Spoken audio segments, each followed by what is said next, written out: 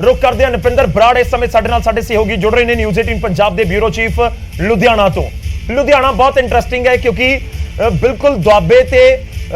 मालवे नूं आपस दे विच जोड़न वाला या कहिए कि आखिरी जिला जाके जो लगदा है ते उत्थों पुल है एक ते कई उत्थों मंत्री आउंदे ने और कई सीटां अजिहियां ने जिथे बहुत आपस दे विच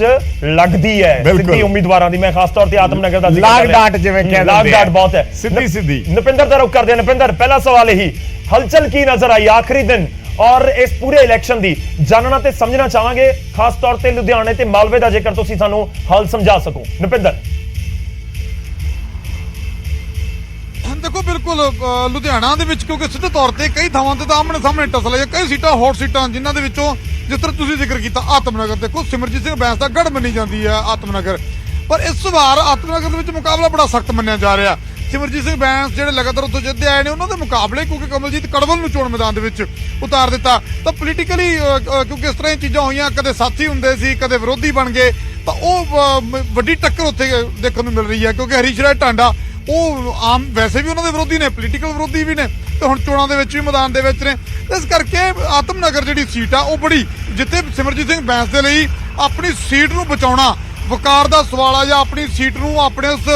ਗੜ੍ਹ ਨੂੰ ਬਚਾਉਣਾ ਇੱਕ ਵੱਡੀ ਚੁਣੌਤੀ ਹੈ ਤਾਂ ਉੱਥੇ ਹੀ ਵਿਰੋਧੀ ਧਿਰਾਂ ਵੀ ਇਸ ਗੜ੍ਹ ਨੂੰ ਤੋੜਨ ਦੇ ਵਿੱਚ ਲੱਗੀਆਂ ਹੋਈਆਂ ਨੇ ਕਿ ਕਿਵੇਂ ਗੜ੍ਹ ਤੋੜਨਾ ਕਿਵੇਂ ਸੇਧਮਾਰੀ ਕਰਨੀ ਹੈ ਤਾਂ ਪੂਰਾ ਜ਼ੋਰ ਅਜ਼ਮਾਇਸ਼ ਜਿਹੜੀ ਕੀਤੀ ਜਾ ਰਹੀ ਹੈ। ਦੇਖੋ ਆਖਰੀ ਦਿਨ ਕਿਉਂਕਿ ਪੂਰੀ ਵਾਲ ਆਈ ਜਾਂਦੀ ਆ ਆਖਰੀ ਦਿਨ door to door road show ਔਰ ਸਵੇਰੇ ਸਵੇਰੇ ਮੀਟਿੰਗਾਂ ਵੀ ਕਈ ਥਾਵਾਂ ਤੇ ਅਸੀਂ ਦੇਖੀਆਂ ਹੋ ਰਹੀਆਂ ਸੀ ਰੋਡ ਸ਼ੋਅ ਅੱਜ ਜਿਹੜੇ ਕਈ ਸਾਨੂੰ ਦੇਖਣ ਨੂੰ ਮਿਲੇ ਔਰ ਦੂਜੇ ਪਾਸੇ ਤੁਸੀਂ ਭਾਰਤ ਭੂਸ਼ਣ ਆਸ਼ੂ ਕੈਬਨਿਟ ਮੰਤਰੀ ਨੇ ਉੱਥੋਂ ਆਏ ਦੂਜੀ ਵਾਰ ਵਿਧਾਇਕ ਹਾਲਾਂਕਿ ਬਣੇ ਐਮਸੀ ਤੋਂ ਸਫ਼ਰ ਸ਼ੁਰੂ ਕੀਤਾ ਤੇ ਕੈਬਨਿਟ ਮੰਤਰੀ ਤੱਕ ਜਾ ਕੇ ਬਣ ਗਏ ਤਾਂ ਉਹਨਾਂ ਨੇ ਸਿੱਧੇ ਤੌਰ ਤੇ ਔਰ ਸਭ ਤੋਂ ਚੀਜ਼ ਜਿਹੜੀ ਖਾਸ ਸੀ ਭਾਰਤ ਭੂਸ਼ਣ ਉਹਨਾਂ ਨੇ ਸਵੇਰੇ ਹੀ ਆਪਦਾ ਮੀਟਿੰਗਾਂ ਵਾਲਾ ਕੰਮ ਸਵੇਰੇ ਨਿਪਟਾ ਲਿਆ ਕਹਿੰਦੇ ਜੀ ਹੁਣ ਤਾਂ ਸਿਰਫ ਰਣਨੀਤੀ ਤਿਆਰ ਕਰਨੀ ਆ ਤਾਂ ਇਹ ਅਲੱਗ-ਅਲੱਗ ਜਿਹੜੇ ਲੀਡਰ ਨੇ ਅਲੱਗ-ਅਲੱਗ ਉਹਨਾਂ ਦੀ ਆਪਣੀ ਆਪਣੀ ਤਿਆਰੀ ਆ ਕਿ ਕਿਵੇਂ ਤਿਆਰੀ ਕਰਨੀ ਕਈ ਸ਼ਾਮ 6 ਵਜੇ ਤੱਕ ਭੱਜ ਦੌੜ ਦੇ ਵਿੱਚ ਸੀ ਕਿ ਭਾਈ ਕਿਤੇ ਕੋਈ 10 ਮਿੰਟ ਖਰਾਬ ਨਾ ਹੋ ਜਾਣ ਉਹ 10 ਮਿੰਟ ਦਾ ਵੀ ਪੂਰਾ ਫਾਇਦਾ ਲੈ ਲਈਏ ਕਿਉਂਕਿ ਜਿੱਦਾਂ ਹੀ 6 ਵਜੇ ਆ ਤਾਂ 6 ਵਜਦੇ ਹੀ ਚੋਣ ਪ੍ਰਚਾਰ ਆ ਜਿਹੜਾ ਉਹਦੇ ਤੇ ਬ੍ਰੇਕ ਲੱਗ ਗਈ ਹੈ ਕਿਉਂਕਿ ਇਲੈਕਸ਼ਨ ਕਮਿਸ਼ਨ ਬੜਾ ਸਖਤ ਆ ਹਰ ਜਗ੍ਹਾ ਤੇ ਚੱਪੇ ਚੱਪੇ ਤੇ ਨਜ਼ਰ ਰੱਖੀ ਜਾ ਰਹੀ ਹੈ ਸਾਰੇ ਲੀਡਰਾਂ ਤੇ ਨਜ਼ਰ ਰੱਖੀ ਜਾ ਰਹੀ ਆ ਤੁਰੰਤ ਨੋਟਿਸ ਜਿਹੜੇ ਨੇ ਜਿਹੜੇ ਜਾਰੀ ਹੁੰਦੇ ਨੇ ਇਸ ਕਰਕੇ ਲੀਡਰ ਨੇ ਜਿਹੜੇ ਉਹ ਦਾਇਰੇ ਦੇ ਵਿੱਚ ਰਹਿ ਕੇ ਤਾਂ ਕਿ ਦਾਇਰੇ ਦੇ ਵਿੱਚ ਰਹਿ ਕੇ ਆਪਣਾ ਪ੍ਰਚਾਰ ਕਰ ਸਕਣ ਤਾਂ ਇਹ ਇਸ ਤਰ੍ਹਾਂ ਦੀ ਤਸਵੀਰ ਹੈ ਜਿਹੜੀ ਲਗਾਤਾਰ ਸਾਰੇ ਪਾਸੇ ਔਰ ਤੁਸੀਂ ਮਾਲਵੇ 'ਚ ਚਲੇ ਜਾਓ ਦੇਖੋ ਮਾਲਵੇ ਦੇ ਵਿੱਚ ਜਿਹੜੀਆਂ ਬੜੀਆਂ ਮਹੱਤਵਪੂਰਨ ਸੀਟਾਂ ਨੇ ਗਿੱਦੜਬਾਹਾ ਸੀਟ ਆ ਜਿਹੜੀ ਉਹਦੇ ਤੇ ਬੜੀ ਸਭ ਦੀ ਨਜ਼ਰ ਟਿਕੀ ਹੋਈ ਹੈ ਕਿਉਂਕਿ ਉੱਥੇ ਸਭ ਤੋਂ ਚਰਚਿਤ ਕੈਬਨਿਟ ਮੰਤਰੀ ਰਾਜਾ ਵੜਿੰਗ ਟਰਾਂਸਪੋਰਟ ਮੰਤਰੀ ਰਾਜਾ ਵੜਿੰਗ ਔਰ ਰਾਜਾ ਵੜਿੰਗ ਕਿਉਂਕਿ ਬਾਦਲ ਪਰਿਵਾਰ ਦੇ ਨਾਲ ਸਿੱਧੀ ਟੱਕਰ ਆ ਉਹਨਾਂ ਦੀ ਔਰ ਜਿਹੜਾ ਉਹਨਾਂ ਦੇ ਸਾਹਮਣੇ ਉਮੀਦਵਾਰ ਆ ਹਰਦੀਪ ਸਿੰਘ ਡਿੰਪੀ ਢਿੱਲੋਂ ਤਾਂ ਉਹ ਟਰਾਂਸਪੋਰਟਰ ਵੀ ਨੇ ਔਰ ਟਰਾਂਸਪੋਰਟ ਮੰਤਰੀ ਵੱਡੀ ਗਿਣਤੀ ਬੱਸਾਂ ਬੰਦ ਕੀਤੀਆਂ ਜਿੱਥੇ ਬਾਦਲਾਂ ਦੀਆਂ ਬੱਸਾਂ ਬੰਦ ਕੀਤੀਆਂ ਉੱਥੇ ਹਰਦੀਪ ਢਿੱਲੋਂ ਦੀਆਂ ਯਾਨੀ ਕਿਉਂਕਿ ਬਾਦਲ ਪਰਿਵਾਰ ਦੇ ਕਰੀਬੀ ਨੇ ਤੇ ਵੱਡੀ ਟਰਾਂਸਪੋਰਟ ਆ ਤਾਂ ਬਾਦਲ ਪਰਿਵਾਰ ਤੇ ਹਰਦੀਪ ਸਿੰਘ ਡਿੰਪੀ ਢਿੱਲੋਂ ਦੋ ਐਸੇ ਪਰਿਵਾਰਾਂ ਦੀਆਂ ਕੰਪਨੀਆਂ ਸੀ ਜਿਨ੍ਹਾਂ ਦੀਆਂ ਬੱਸਾਂ ਸਭ ਤੋਂ ਜ਼ਿਆਦਾ ਕਾਰਵਾਈ ਹੋਈ ਤਾਂ ਉਹਨਾਂ ਦੇ ਉੱਤੇ ਸਿੱਧੇ ਧੁਰ ਵਿਰੋਧੀ ਵੀ ਨੇ ਪਰ ਉਹਨਾਂ ਦੋਨਾਂ ਦੀ ਪੋਜੀਸ਼ਨ ਉੱਤੇ ਇਸ ਤਰ੍ਹਾਂ ਦੀ ਹੈ ਕਿ ਸ਼ਾਇਦ ਆਮਣੇ ਸਾਹਮਣੇ ਹੋ ਕੇ ਸ਼ਾਇਦ ਗੱਲ ਵੀ ਨਹੀਂ ਕਰ ਸਕਦੇ ਇਸ ਕਦਮ ਨਿੱਜੀ ਟਸਲ ਆ ਉਹਨਾਂ ਦੀ ਵੀ ਇਸ ਕਰਕੇ ਬੜੀ ਇੰਟਰਸਟਿੰਗ ਸੀਟ ਹੈ ਕਿ ਉੱਥੇ ਕੀ ਬਣੇਗਾ। ਬਾਦਲ ਪਰਿਵਾਰ ਦਾ ਗੜ੍ਹ ਹੁੰਦੀ ਸੀ ਉਹ ਸੀਟ ਮਨਪ੍ਰੀਤ ਬਾਦਲ ਉੱਥੇ ਹੀ ਜਿਹੜੇ ਸਿਆਸਤ ਦੇ ਵਿੱਚ ਕੁੱਦੇ ਔਰ ਗਿੱਦੜਬਾਹਾ ਦੇ ਵਿੱਚ ਜਦੋਂ ਕਾਂਗਰਸ ਸੱਤਾ ਹੁੰਦੀ ਸੀ ਤਾਂ ਅਕਾਲੀ ਦਲ ਨੇ ਮਨਪ੍ਰੀਤ ਬਾਦਲ ਨੂੰ ਉਤਾਰ ਕੇ ਉਸ ਵੇਲੇ ਸੱਤਾ ਧਿਰ ਦੀ ਜਿਹੜੀ ਹੈ ਜ਼ਿਮਨੀ ਚੋਣ ਦੇ ਵਿੱਚ ਹਾਰ ਦਾ ਮੂੰਹ ਦੇਖਣਾ ਪਿਆ ਸੀ ਉਸ ਵੇਲੇ ਸੱਤਾ ਧਿਰ ਨੂੰ ਕਾਂਗਰਸ ਨੂੰ ਉਹ ਗੜ੍ਹ ਸੀ ਅਕਾਲੀ ਦਲ ਦਾ ਪਰ ਮਨਪ੍ਰੀਤ ਸਿੰਘ ਬਾਦਲ ਦੇ ਪਰਿਵਾਰ ਦੇ ਵਿੱਚ ਐਸੇ ਹਾਲਾਤ ਬਣੇ ਕਿ ਉਹ ਗੜ੍ਹ ਜਿਹੜਾ ਟੁੱਟ ਗਿਆ। ਹੁਣ ਇਸ ਵਾਰ ਅਕਾਲੀ ਦਲ ਪੂਰੀ ਵਾਹ ਲਾ ਰਿਹਾ ਔਰ ਰਾਜਾ ਵੜਿੰਗ ਨੇ ਸਿੱਧਾ ਇਲਜ਼ਾਮ ਵੀ ਲਾਤਾ ਕਿ ਮਨਪ੍ਰੀਤ ਸਿੰਘ ਬਾਦਲ ਜਿਹੜੇ ਇਸ ਵੇਲੇ ਕਾਂਗਰਸ ਦੇ ਮੰਤਰੀ ਨੇ ਮਨਪ੍ਰੀਤ ਬਾਦਲ ਕਹਿੰਦੇ ਜੀ ਆਪਦੇ ਬਾਦਲ ਪਰਿਵਾਰ ਦੇ ਨਾਲ ਰਲ ਕੇ ਉਹ ਕਹਿੰਦੇ ਕਿ ਮੈਨੂੰ ਹਰਾਉਣ ਦੇ ਵਿੱਚ ਲੱਗੇ ਹੋਏ ਆ ਰਾਜਾ ਵੜਿੰਗ ਨੇ ਵੱਡਾ ਇਲਜ਼ਾਮ ਲਾਇਆ ਤਾਂ ਇੱਥੇ ਵੀ ਵੱਡੀ ਜਿਹੜੀ ਹੈਗੀ ਆ ਬੜਾ ਸਖਤ ਮੁਕਾਬਲਾ। ਦੂਜੇ ਪਾਸੇ ਲੰਬੀ ਬੜੀ ਮਹੱਤਵਪੂਰਨ ਸੀਟ ਆ 5 ਵਾਰ ਦੇ ਮੁੱਖ ਮੰਤਰੀ ਪ੍ਰਕਾਸ਼ ਸਿੰਘ ਬਾਦਲ 94-95 ਸਾਲ ਦੀ ਉਮਰ ਦੇ ਵਿੱਚ ਦੇਸ਼ ਦੇ ਸਭ ਤੋਂ ਵੱਡੀ ਉਮਰ ਦੇ ਉਮੀਦਵਾਰ ਉੱਥੋਂ ਚੋਣ ਲੜ ਰਹੇ ਨੇ ਤਾਂ ਉਹਨਾਂ ਦੀ ਸੀਟ ਤੇ ਬੜੀ ਅਹਿਮੀਅਤ ਆ।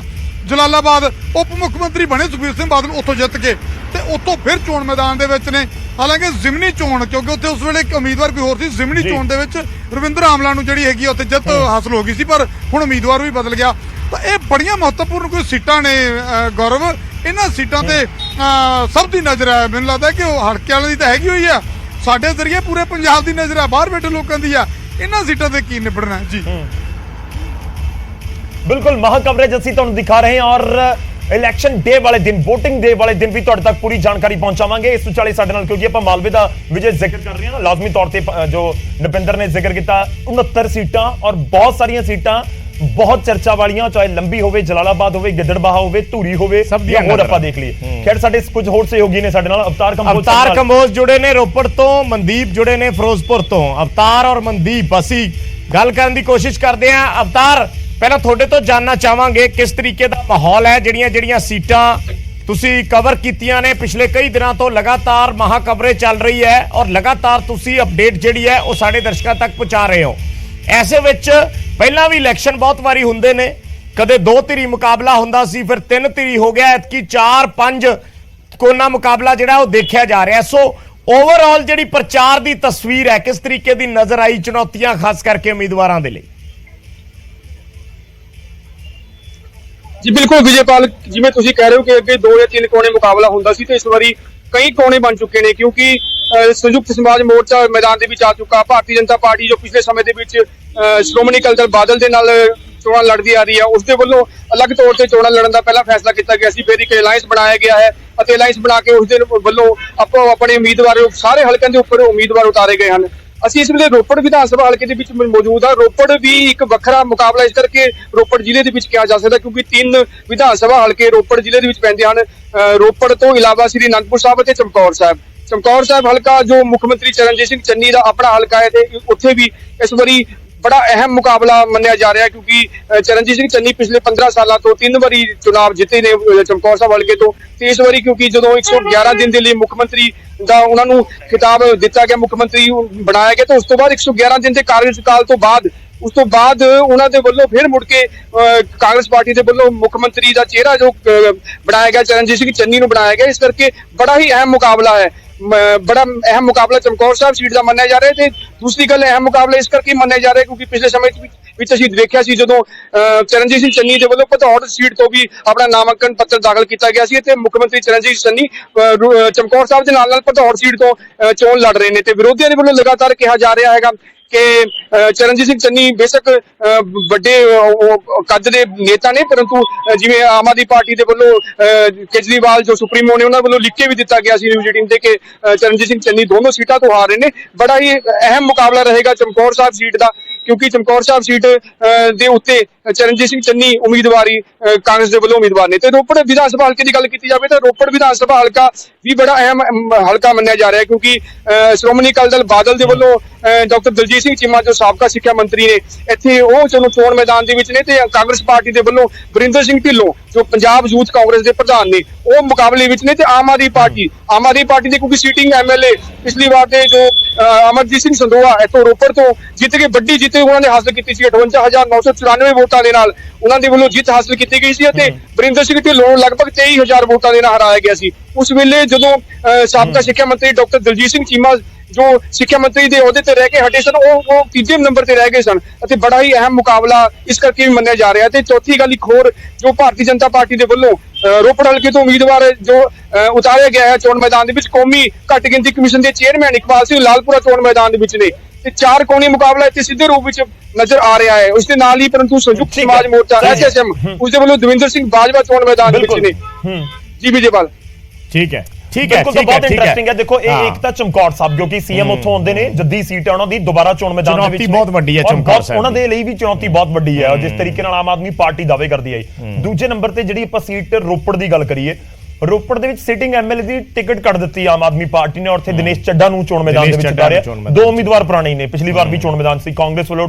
ਵਰਿੰਦਰ ਢਿੱਲੋਂ ਤੇ ਅਕਾਲੀ ਦਲ ਵੱਲੋਂ ਦਲਜੀਤ ਸਿੰਘ ਚੀਮਾ। ਤਾਂ ਇੰਟਰਸਟਿੰਗ ਹੈ ਕਿ ਇਹ ਦੋਵੇਂ ਸੀਟਾਂ ਤੇ ਆਨੰਦਪੁਰ ਸਾਹਿਬ ਵਾਲੀ ਸੀਟ ਦੇ ਉੱਤੇ ਕੀ ਕੁਝ ਹੁੰਦਾ ਹੈ। ਬਿਲਕੁਲ, ਮਨਦੀਪ ਜੁੜੇ ਹੋਏ ਨੇ ਫਿਰੋਜ਼ਪੁਰ ਤੋਂ ਸਾਡੇ ਨਾਲ, ਮਨਦੀਪ ਦਾ ਰੁਖ ਕਰ ਲੈਂਦੇ ਹਾਂ। ਮਨਦੀਪ, ਫਿਰੋਜ਼ਪੁਰ ਵੀ ਬੜਾ ਅਹਿਮ ਇਲਾਕਾ ਹੈ, ਮਾਲਵੇ ਦਾ ਜਿਹੜਾ ਹੈ ਅਸਲ ਜਿਹਨੂੰ ਗੜ੍ਹ ਕਹਿੰਦੇ ਆ ਕਿਹਾ ਜਾਂਦਾ ਹੈ, ਔਰ ਫਿਰੋਜ਼ਪੁਰ ਸੀਟ ਦੇ ਨਾਲ ਬੜੇ ਸਾਰੇ ਸਮੀਕਰਨ ਬਦਲੇ ਨੇ, ਕਿਉਂਕਿ ਫਿਰੋਜ਼ਪੁਰ ਆਉਂਦਾ ਹੈ, ਗੁਰੂ ਹਰਸਾਏ ਆਉਂਦਾ ਹੈ, ਨਾਲ ਜਲਾਲਾਬਾਦ ਉਧਰਲੇ ਪਾਸੇ ਨਜ਼ਦੀਕ ਪੈਂਦਾ ਹੈ, ਫਾਜ਼ਿਲਕਾ ਪੈਂਦਾ ਹੈ, ਸੋ ਕਾਫੀ ਕੁਝ ਜਿਹੜਾ ਹੈ ਇਸ ਇਲਾਕੇ ਦੇ ਵਿੱਚ ਮਹੱਤਵਪੂਰਨ ਹੈ। ਠੀਕ ਹੈ, ਮੈਂ ਰੁਕ ਕਰਦਾ ਮਨਦੀਪ, ਮੇਰੀ ਆਵਾਜ਼ ਉਮੀਦ ਹੈ ਤੁਹਾਡੇ ਤੱਕ ਪਹੁੰਚ ਰਹੀ ਹੋਏਗੀ, ਕਿਉਂਕਿ ਜਿਵੇਂ ਜ਼ਿਕਰ ਕਰ ਰਹੇ ਨੇ ਵਿਜੇਪਾਲ, ਔਰ ਲਾਜ਼ਮੀ ਤੌਰ ਤੇ ਬਹੁਤ ਇੰਪੋਰਟੈਂਟ ਹੈ, ਚਾਹੇ ਫਿਰੋਜ਼ਪੁਰ ਦਿਹਾਤੀ ਹੋਵੇ, ਸ਼ਹਿਰੀ ਹੋਵੇ, ਗੁਰਸਾ ਹਰਸੋਹਾਏ ਹੋਵੇ, ਉੱਥੋਂ ਰਾਣਾ ਸੋਢੀ ਨੇ ਆਪਣੀ ਸੀਟ ਬਦਲ ਲਈ। ਉਸ ਤੋਂ ਬਾਅਦ ਜ਼ੀਰਾ ਵਿਧਾਨ ਸਭਾ ਹਲਕੇ ਦਾ ਜ਼ਿਕਰ ਕਰੀਏ ਕੀ ਕੁਝ ਨਜ਼ਰ ਆਇਆ? ਕਿਉਂਕਿ ਫਿਰੋਜ਼ਪੁਰ ਪੂਰੇ ਦੇਸ਼ ਦੇ ਲਈ ਚਰਚਾ ਦਾ ਵਿਸ਼ਾ ਰਿਹਾ। ਇੱਥੇ ਪ੍ਰਧਾਨ ਮੰਤਰੀ ਪਹੁੰਚਦੇ ਨੇ ਰੈਲੀ ਦੇ ਲਈ, ਪਹੁੰਚ ਨਹੀਂ ਪਾਉਂਦੇ, ਯੂ ਟਰਨ ਲੈਣਾ ਪੈਂਦਾ ਹੈ। ਮਾਹੌਲ ਕੀ ਹੈ ਇਸ ਸਮੇਂ ਫਿਰੋਜ਼ਪੁਰ ਦਾ? ਕੀ ਕੁਝ ਤੁਹਾਨੂੰ ਨਜ਼ਰ ਆ ਰਿਹਾ ਹੈ? ਜੀ ਗੌਰਵ, ਜੇ ਗੱਲ ਕਰੀਏ ਤੇ ਫਿਰੋਜ਼ਪੁਰ ਦੇ ਵਿੱਚ ਵੀ ਚੁਣਾਵ ਪ੍ਰਕਿਰਿਆ ਜਿਹੜੀ ਹੁਣ ਥੰਮ ਚੁੱਕੀ ਹੈ। ਕਰੀਬ 40 ਦਿਨ ਦੇ ਲਗਾਤਾਰ ਜਿਹੜੇ ਆ ਉਮੀਦਵਾਰ ਆਪਣੇ ਉਮੀਦਵਾਰ ਜਿਹੜੇ ਆਪਣੀਆਂ ਚੁਣਾਵ ਪ੍ਰਚਾਰ ਕਰ ਰਹੇ ਸੀ, ਪਰ ਹੁਣ 6 ਵਜੇ ਜਿਹੜਾ ਚੁਣਾਵ ਪ੍ਰਚਾਰ ਕਿਤੇ ਨਾ ਕਿਤੇ ਥੰਮ ਚੁੱਕਿਆ ਹੈ। ਔਰ ਜੇ ਗੱਲ ਕਰੀਏ ਫਿਰੋਜ਼ਪੁਰ ਦੇ ਵਿੱਚ ਜਿਹੜਾ ਇਸ ਚੁਣਾਵਾਂ ਦੇ ਵਿੱਚ ਬੜੀ ਜਿਹੜੀ ਹੈ ਅਲੱਗ-ਅਲੱਗ ਜਿਹੜੀਆਂ ਤਸਵੀਰਾਂ ਵੇਖਣ ਨੂੰ ਮਿਲੀਆਂ, ਜਦੋਂ ਪ੍ਰਧਾਨ ਮੰਤਰੀ ਨਰਿੰਦਰ ਮੋਦੀ ਉਹਨਾਂ ਦਾ ਵੀ ਜਿਹੜੀ ਫੇਰੀ ਇੱਥੋਂ ਰੱਦ ਹੁੰਦੀ ਹੈ। ਔਰ ਹੁਣ ਜਿਹੜਾ ਲਗਾਤਾਰ ਪੀਜੀਆਈ ਦਾ ਵੀ ਮੁੱਦਾ ਜਿਹੜਾ ਉਹ ਗਰਮਾਇਆ ਹੋਇਆ ਕਿ ਜਦੋਂ ਭਾਜਪਾ ਦੀ ਜੇ ਕਿਹਾ ਜਾਂਦਾ ਕਿ ਸਰਕਾਰ ਪੰਜਾਬ 'ਚ ਆਏਗੀ ਤੇ ਪੀਜੀਆਈ ਦਾ ਅਨਾਉਂਸ ਕੀਤਾ ਜਾਏਗਾ, ਉੱਥੇ ਕਾਂਗਰਸ ਵੀ ਇਹ ਕਹਿ ਰਹੀ ਹੈ ਕਿ ਜੇ ਪੰਜਾਬ ਦੇ ਵਿੱਚ ਕਾਂਗਰਸ ਦੀ ਸਰਕਾਰ ਬਣਦੀ ਹੈ ਤੇ ਪੀਜੀਆਈ ਸਭ ਤੋਂ ਪਹਿਲਾਂ ਦਿੱਤਾ ਜਾਏਗਾ। ਔਰ ਅਲੱਗ-ਅਲੱਗ ਜਿਹੜੇ ਆ ਉਹ ਦਾਅਵੇ ਕੀਤੇ ਗਏ, ਵਾਅਦੇ ਕੀਤੇ ਗਏ ਲੋਕਾਂ ਨਾਲ। ਹੁਣ ਉਹ ਸਮਾਂ ਆ ਗਿਆ ਕਿ ਲੋਕ ਜਿਹੜੇ 40 ਦਿਨ ਇਹਨਾਂ ਉਮੀਦਵਾਰਾਂ ਨੂੰ ਸੁਣਦੇ ਰਹੇ, ਹੁਣ ਕਿਤੇ ਨਾ ਕਿਤੇ ਵੋਟ ਕਰਨ ਦਾ ਟਾਈਮ ਆ ਗਿਆ। ਔਰ ਜੇ ਗੱਲ ਕਰੀਏ ਤੇ ਫਿਰੋਜ਼ਪੁਰ ਜਿਹੜੇ 4 ਵਿਧਾਨ ਸਭਾ ਹਲਕੇ ਨੇ, ਪਹਿਲਾਂ ਕਾਂਗਰਸ ਦੀ ਚਾਰੋਂ ਦੇ ਚਾਰੋਂ ਸੀਟਾਂ ਜਿਹੜੀਆਂ ਭਾਵੇਂ ਜੀਰਾ ਹੈ, ਗੁਰੂ ਹਰਸਾਏ, ਫਿਰੋਜ਼ਪੁਰ ਦਿਹਾਤੀ ਤੇ ਫਿਰੋਜ਼ਪੁਰ ਸ਼ਹਿਰੀ ਦੀਆਂ ਚਾਰੋਂ ਸੀਟਾਂ ਜਿਹੜੀਆਂ ਉਹ ਕਾਂਗਰਸ ਦੇ ਜਿਹੜੀ ਹੈ ਝੋਲੇ 'ਚ ਪਈਆਂ ਸੀ। ਪਰ ਹੁਣ ਜਿਹੜੀ ਹੈ ਕਿਤੇ ਨਾ ਕਿਤੇ ਤਸਵੀਰ ਬਦਲਦੀ ਆ ਰਹੀ ਹੈ, ਕਿਉਂਕਿ 4 ਤੋਂ 5 ਜਿਹੜੀਆਂ ਨੇ ਪਾਰਟੀਆਂ ਨੇ ਲਗਾਤਾਰ ਇਸ ਵਿਧਾਨ ਸਭਾ ਹਲਕਿਆਂ ਦੇ ਵਿੱਚ ਆਪਣਾ ਚੁਣਾਵ ਪ੍ਰਚਾਰ ਕਰ ਰਹੀਆਂ ਨੇ। ਉੱਥੇ ਆਮ ਆਦਮੀ ਪਾਰਟੀ ਹੈ, ਭਾਜਪਾ ਹੈ ਔਰ ਕਾਂਗਰਸ ਦੇ ਨਾਲ ਦੂਜੀਆਂ ਪਾਰਟੀਆਂ ਵੀ ਜਿਹੜੀਆਂ ਨੇ, ਅਕਾਲੀ ਦਲ ਦੀ ਵੀ, ਉਹ ਆਪਣਾ ਚੁਣਾਵ ਪ੍ਰਚਾਰ ਕਰ ਰਹੀ ਹੈ। ਔਰ ਹਰ ਪਾਰਟੀ ਆਪਣੇ ਉਮੀਦਵਾਰ ਨੂੰ ਜਿਹੜਾ ਮਜ਼ਬੂਤ ਦੱਸ ਰਹੀ ਹੈ। ਔਰ ਹਰ ਉਮੀਦਵਾਰ ਹੈ ਜਿਹੜਾ ਪੂਰਾ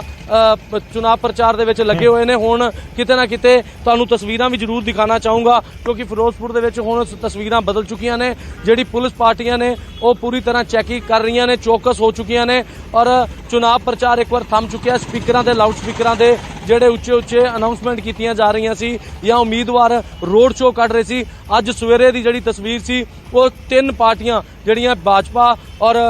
ਕਾਂਗਰਸ, ਅਕਾਲੀ ਦਲ, ਜਿਨ੍ਹਾਂ ਨੇ ਇੱਕੋ ਵੇਲੇ ਦੇ ਵਿੱਚ ਇੱਕ ਸ਼ਕਤੀ ਪ੍ਰਦਰਸ਼ਨ ਕੀਤਾ। ਔਰ ਪੁਲਿਸ ਦੇ ਜਿਹੜੀ ਇਹ ਪੱਬਾਂ ਭਾਰ ਹੋਈ ਸੀ ਕਿ ਕਿਤੇ ਨਾ ਕਿਤੇ ਕੋਈ ਝੜਪ ਜਾਂ ਲੜਾਈ ਨਾ ਹੋਵੇ। ਔਰ ਅੱਜ ਜਿਹੜਾ ਗਹਿਮਾ ਗਹਿਮੀ ਪੂਰੀ, ਕਿਉਂਕਿ ਅਖੀਰਲਾ ਦਿਨ ਸੀ, ਉਸ ਨੂੰ ਲੈ ਕੇ ਜਿਹੜਾ ਕਾਫੀ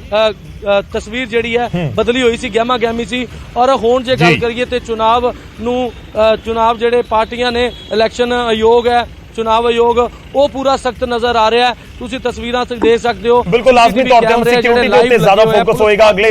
36 ਘੰਟੇ 38 ਘੰਟੇ ਜਿਹੜੇ ਹੈਗੇ ਨੇ। ਵਿਜੇਪਾਲ, ਸ਼ੁਕਰੀਆ। ਮਨਦੀਪ, ਧੰਨਵਾਦ ਸਾਡੇ ਨਾਲ ਜੁੜਨ ਦੇ ਲਈ। ਅਵਤਾਰ, ਤੁਹਾਡਾ ਵੀ ਧੰਨਵਾਦ ਸਾਡੇ ਨਾਲ ਜੁੜਨ ਦੇ ਲਈ। ਔਰ ਨਪਿੰਦਰ ਸਾਡੇ ਸਹਿਯੋਗੀ ਸਾਡੇ ਨਾਲ ਜੁੜੇ ਹੋਏ ਸੀ, ਉਹਨਾਂ ਦਾ ਵੀ ਧੰਨਵਾਦ। ਖੈਰ ਇੱਕ ਚੀਜ਼ ਤਾਂ ਬਹੁਤ ਕਲੀਅਰ ਹੈ, ਖਾਸ ਤੌਰ ਤੇ ਅਗਰ ਆਪਾਂ ਫਿਰੋਜ਼ਪੁਰ ਦੀ ਗੱਲ ਕਰੀਏ, ਆਮ ਤੌਰ ਤੇ ਜਦੋਂ ਕੋਈ ਵੱਡਾ ਲੀਡਰ ਪਹੁੰਚਦਾ ਹੈ ਤਾਂ ਉੱਥੇ ਦੇ ਕੈਂਡੀਡੇਟਸ ਨੂੰ ਬਹੁਤ ਉਮੀਦ ਹੁੰਦੀ ਹੈ ਕਿ ਇਹਨਾਂ ਦੀ ਅਪੀਲ ਦੇ ਉੱਤੇ ਲੋਕ ਸਾਨੂੰ ਵੋਟਾਂ ਪਾਉਣਗੇ। ਪਰ ਇਹ ਮੰਨ ਕੇ ਚੱਲਦੇ ਆ ਕੈਂਡੀਡੇਟ। ਇੱਥੇ ਪੁੱਠਾ ਹੋਣ ਦੀ ਬਹੁਤ ਉਮੀਦ ਹੈ ਕਈ ਜਿਹੜੇ ਕੈਂਡੀਡੇਟਸ ਨੇ ਕਿ ਪ੍ਰਧਾਨ ਮੰਤਰੀ ਨਹੀਂ ਪਹੁੰਚੇ ਔਰ ਇਹ ਗੱਲ ਕਾਂਗਰਸ ਦੇ ਖਿਲਾਫ ਜਾਏਗੀ, ਇਸ ਕਰਕੇ ਸਾਨੂੰ ਵੋਟਾਂ ਪੈ ਸਕਦੀਆਂ ਨੇ। ਆਪਣੀ ਸਮੀਕਰਨ ਹੈ, ਕੈਲਕੂਲੇਸ਼ਨ ਹੈ, ਆਪੋ ਆਪਣੀ ਕੈਲਕੂਲੇਸ਼ਨ ਕਰਦੇ ਨੇ ਕੈਂਡੀਡੇਟ ਕਿਸ ਤਰੀਕੇ ਨਾਲ। ਠੀਕ ਆ, ਅਸੀਂ ਇੱਕ ਛੋਟੇ ਜਿਹੇ ਬ੍ਰੇਕ ਲਈ ਰੁਕਦੇ ਹਾਂ। ਇਸੇ ਤਰ੍ਹਾਂ ਵੱਖ-ਵੱਖ ਥਾਵਾਂ ਤੋਂ ਸਾਡੇ ਸਹਿਯੋਗੀ ਸਾਡੇ ਨਾਲ ਜੁੜਦੇ ਰਹਿਣਗੇ। ਅਸੀਂ ਤੁਹਾਡੇ ਤੱਕ ਅਪਡੇਟ ਪਹੁੰਚਾਵਾਂਗੇ ਤੁਹਾਡੇ ਵਿਧਾਨ ਸਭਾ ਹਲਕੇ ਦੀ ਕਿ ਉੱਥੇ ਇਸ ਸਮੇਂ ਕੀ ਸਮੀਕਰਨ ਬਣ ਰਹੇ ਨੇ ਤੇ ਰੌਲਾ ਮੁੱਕਣ ਤੋਂ ਬਾਅਦ ਇਸ ਸਮੇਂ ਉੱਥੇ ਸਥਿਤੀ ਕੀ ਹੈ। ਛੋਟੇ ਜਿਹੇ ਬ੍ਰੇਕ ਤੋਂ ਬਾਅਦ।